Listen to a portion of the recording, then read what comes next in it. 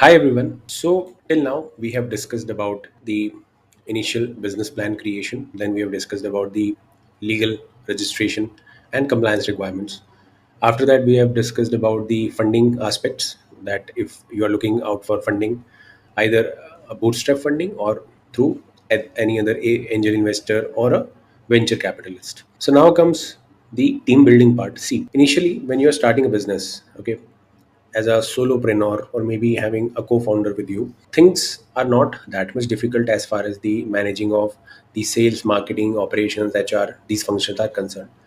But as your business grows, you definitely need people in these functions, specifically for leveraging your time, and you have to work more on the strategy part. Okay, so these are some initial traits that you need to develop.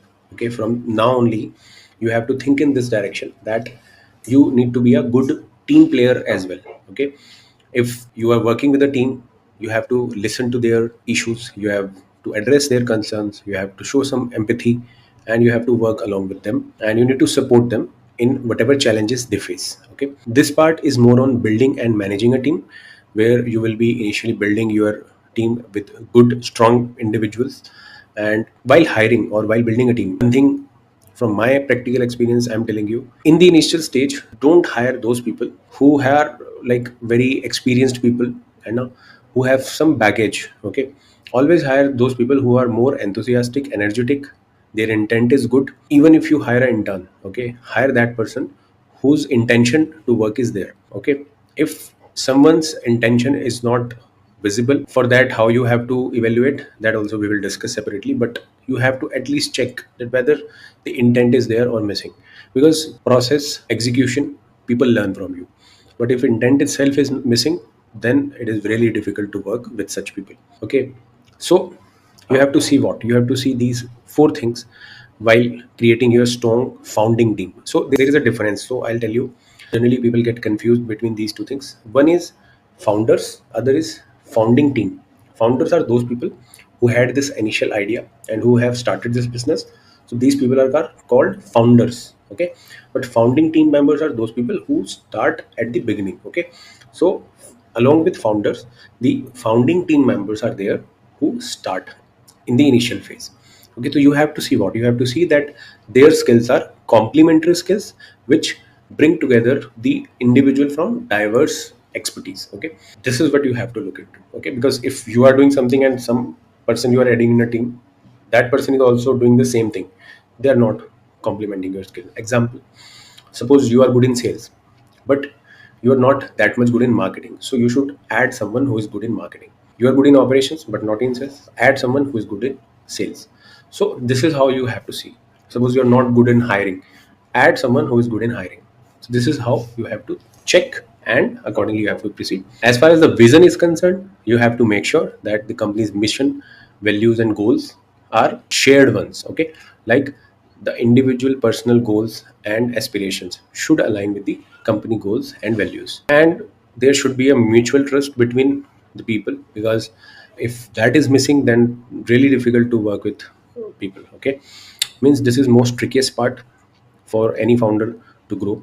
Okay, so if you are good in this part, you make relations with people, you like have good relation ship kind of a thing with people, it is fine. If you don't have, delegate it to someone, add some good HR, add some good person in your team, and delegate this function to them. Okay, so as a co-founder, other person who is working with you, that person also should not be in a similar kind of a thing. Okay, like you are good in sales, suppose that person is a good developer, you are good in sales, then it is a complementary skill. But if suppose he is also good in sales, you are also good in sales, then there is a challenge. Okay, so make your co-founders also wisely.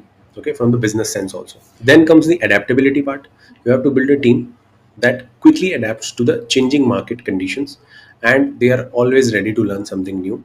And if that is there, definitely your chances to grow are higher. Okay, now comes the key roles and responsibility. Here what you have to check is that the leadership has a clear roles of CEO, who is the chief executive officer.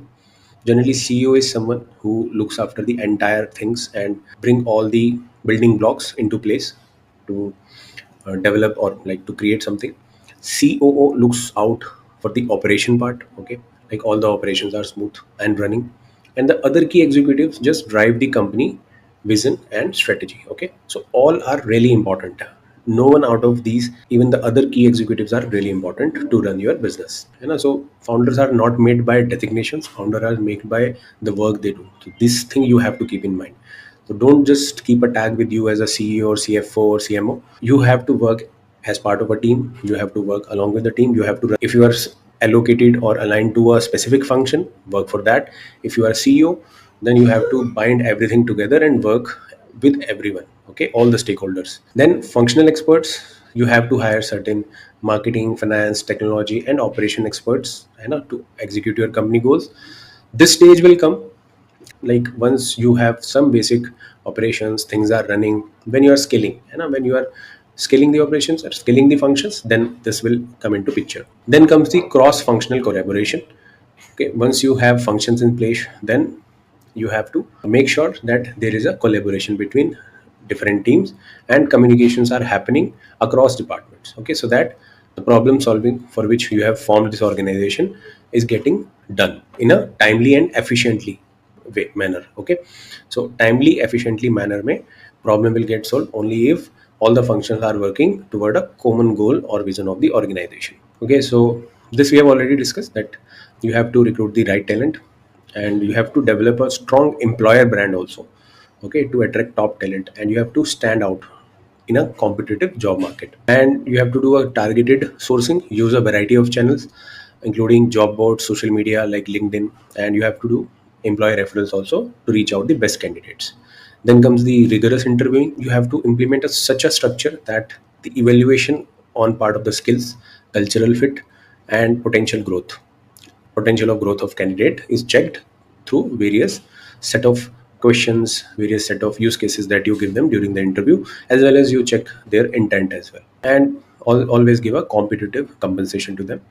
And in the initial stage, I mentioned this earlier also, if possible, to retain the top talent, you can offer the ESOPs also for the higher executive positions. And then comes the onboarding and training new hires. So you need to have a warm welcome message for that, including onboarding experience, like send them a good mail, send them a joining kit, okay, so that they feel valuable and engaged. Also pair them with somebody in the organization.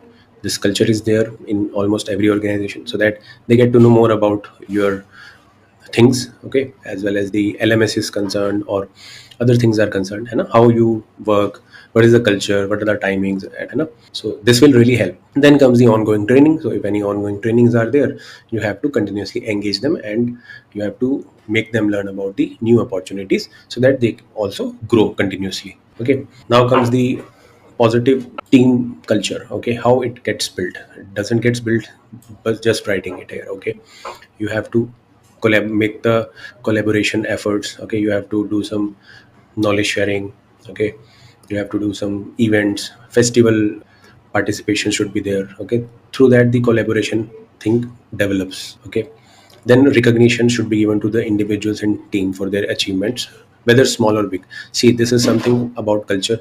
Even if you have 2 3 people in your team, still you should start doing this from the day one itself. Okay, even for the small things, start giving appreciation to others. People feel good about it. Okay, and if they feel good about it, they can do anything for you. This is I'm telling you from my experience. And always give them a healthy work life balance, like always give them leaves for the like whatever things that they need. Okay, if they are not well on some day, don't put that much work on them, and don't make them feel that they are burned out. Okay, keep it lighter. As far as the work is concerned, if someone is always asking for leaves, not doing the task on time, then it is a disciplinary issue, that is a separate thing. But once in a while, if someone is not able to do something, they are not feeling well, or they need a leave, always give them. Okay, because they also have a family. And then continuous learning, provide them the opportunities of personal and professional development, make them learn about the new skills which help them in doing their work in a better way. Then effectively communicate and collaborate. Like you have to set a clear expectation with people. Transparent feedback should be given to them for the work they do, and collaborative tools you can use for the remote work. Okay, you can use Google Sheet, Google Workspace tools you can use, and a Slack. Okay, all these things you can use. And performance management and feedback, this is something again you have to do a regular check-in. Okay, here what you are supposed to do is that you have to do frequent one-on-one meetings to discuss the progress, challenges, and any developments that are required on their side. Also take a feedback about the organization on regular basis so that you can also improve. It is not written here taking things seriously. Okay, you have to give responsibilities and you need to tell them that these are your KPIs. Suppose for sales team, the KPI should be that they have to call at least 20 people a day. They have to at least get one conversion in a week. So these kind of key performance indicators should be there, and the feedback should be constructive, not theoretical. High level way you should not give any feedback. It should be constructive feedback. Okay, when I'm saying constructed, so it means that they should take it as an actionable, है ना? You need to provide them proper facts, proper data as a backing while giving a feedback. Also, as far as their career development is concerned, so long term career goals and aspirations should be discussed with them, and accordingly you should give them work so that it is in line with their personal goals as well. And for retaining top talent, you need to give them competitive compensation, and advancement opportunities should also be given, helping them in getting enrolled into the relevant courses or professional development programs, which help them in their growth as well. This is how you create a positive work culture, because a positive work culture or environment can be created if you are looking into the employee well-being also. See, this entire discussion that I have done in the initial stage might be this is not much relevant for you because some of you will be solopreneurs, but during your journey, once you start hiring, once you have people, at least I am just putting a seed in your thought. Just keep it as a seed in your thought, and as soon as you do next hire, just keep these things, these points in your mind, and make sure that make them feel as if you are doing all things for their progress. Okay, you will see if your employees are happy, ultimately your customers will also be happy. Okay, so always make sure that your employees are happy. Employees are not happy, customer will also not be happy. Okay, that is the main thing you have to keep a note of. And scaling the team as the business grows, so you have to do a thoughtful and carefully planned expansion. Okay, you have to add new team members to ensure that team can efficiently support the growth and vision of the company. And the evolving structures, like continuously review and adapt the organizational structure, roles and processes to support the changing needs of the business. Okay, so you need to make sure that continuously you are reviewing and the organization structure, roles and processes are adaptable. Okay, so this is again something which comes at the scaling part. Okay, maybe currently it is not relevant, but once you scale, these things also will come into picture. And as far as effective communication is concerned, this is important from the day one itself. Even if you are two people, your communication, everything should be documented. You should talk to each other most frequently as possible so that there is no gap. है ना? If marketing is not talking to sales, is not talking to operations, all are not talking to each other, you will not be able to create strategies and you will not be able to grow as an organization. Okay, so cross functional integrations, communications are must. Okay, so hope you got some clarity on this, and this will really help you if you follow this in the long run. Again, I'll say that some of the part that I've discussed in this video may not be relevant currently, but as soon as you grow or scale as an organization, that will be relevant. Thank you so much.